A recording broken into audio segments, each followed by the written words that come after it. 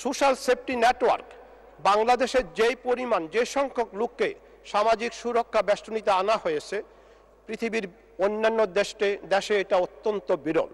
এমনকি ব্রিটেন এখন তার সোশ্যাল সেফটি নেটওয়ার্কে সংকুচিত করে নিয়ে আসছে।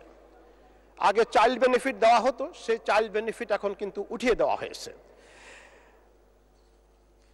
আমি বিজ্ঞান প্রযুক্তি মন্ত্রণালয়ের মাননীয় মন্ত্রী মহোদয় এখানে আছেন, ওনার দৃষ্টি আকর্ষণ করে বলবো এবং ওনাকে আমি কৃতজ্ঞতা জানাবো। বারবারই ওই গ্রান্ট কমিটির আমাকে চেয়ারম্যান করা হয়। বঙ্গবন্ধু ট্রাস্ট থেকে যে ফেলোশিপ দেওয়া হচ্ছে এই পর্যন্ত 760 জন লোককে বিদেশে পিএইচডি করার জন্য পাঠানো হয়েছে।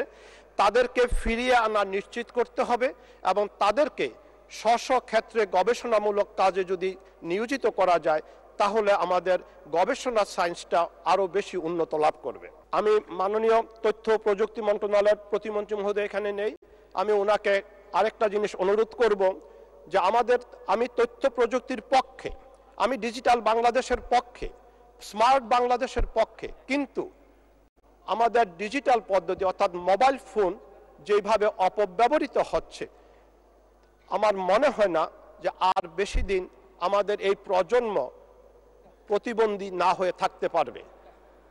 বিল গেটস সাহেব নিজে বলেছেন 31শে অক্টোবর 2018 সালে উনি ওনার সন্তানকে 16 বছরের আগে মোবাইল টাচ করতে দেননি। মার্টিন কুপার 1 বছর আগে বিবিসি ব্রেকফাস্ট মিটিংয়ে বলেছেন যে আমি যদি জানতাম একজন ব্যক্তি এই মোবাইল ফোনের সাথে। 2 মিনিট মাননীয় স্পিকার, একটু সময় চাই। জি 2 মিনিট বলুন। আমি যদি জানতাম যে এই প্রজন্ম মোবাইল ফোনের সাথে 5-6 ঘন্টা গ্লু অর্থাৎ আঠা হয়ে লেগে থাকবে তাহলে এটা আবিষ্কার করা আমার জন্য একটা নির্মম ভুল হয়েছে বলে আমি মনে করি। একই সাথে Booker prize winner Howard Jacobson বলেছেন আগামী 20 বছর পরে এই গ্লোবাল পপুলেশন লেখাপড়ায় প্রতিবন্ধী হয়ে যাবে। তারা প্রযুক্তি চালাতে পারবে কিন্তু তারা কম্পোজিশন করতে পারবে না, কোনো কিছু লিখতে পারবে না, সৃষ্টি করতে পারবে না। সুতরাং কোনোভাবে মোবাইল কোনো একটা অ্যাপ সৃষ্টি করে রাত 10টা থেকে ভোর 6টা পর্যন্ত প্রত্যন্ত গ্রামীণ অঞ্চলে মোবাইল টাওয়ারগুলোকে নিষ্ক্রিয় করা যায় কিনা, অথবা সেই মোবাইল টাওয়ার যাতে ব্যবহৃত না হয় মানে ফ্রিল্যান্সিং এবং অন্যান্য বিদেশি মুদ্রা অর্জনের বিকল্প পথ ছাড়া অন্য কোথাও যেন ব্যবহৃত না হয়, সেই ক্ষেত্রে আমাদের নজর দেওয়া উচিত। না হয় আমার রোগীর সংখ্যা যেভাবে বেড়ে যাচ্ছে 10 বছর থেকে শুরু করে সবার একটাই কথা, কানে শুশু করে ভুবু করে কানে শুনি না, লেখাপড়ায় মন দিতে পারি না, তাহলে আমরা কোথায় চলে যাচ্ছি? এই জায়গাতে আমি তথ্য প্রযুক্তি মন্ত্রণালয়ের মন্ত্রীর সাথে আমি সেদিন আলোচনা করেছি, কোনো কিছু একটা আবিষ্কার করা উচিত যা দ্বারা 10টা থেকে ভোর 6টা পর্যন্ত এই প্রযুক্তি থেকে আমাদের তরুণ সমাজ একটু দূরে থাকবে।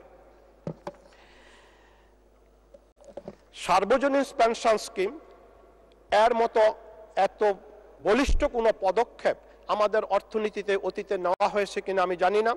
এই পেনশন স্কিমে কুমিল্লা উত্তর জেলার মধ্যে আমার জেলা এখন সর্বোচ্চ তালিকায় আছে।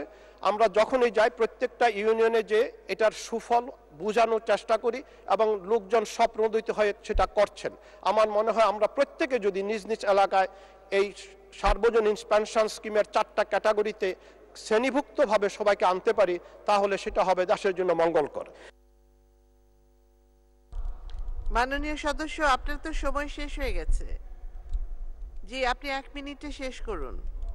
বিখ্যাত গাইনোকোলজিস্ট অধ্যাপক সৈয়দা ফিরুজা বেগম আমার চান্দিনা থানা জন্ম নিয়েছেন। ওনার নিজে 1970 সালে একটি কলেজিয়েট স্কুল দিয়েছেন, Syeda Firuza Begum pilot school and college.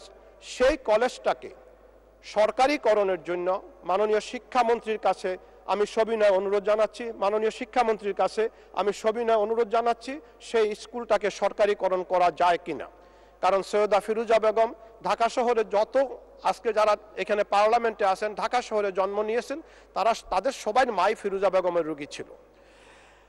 আর একটা হলো আমার থানায় প্রচুর পরিমাণে সবজি উৎপন্ন হয় কুমিল্লা উত্তর জেলা, যেখানে 30 থেকে 40 লক্ষ লোকের বসবাস।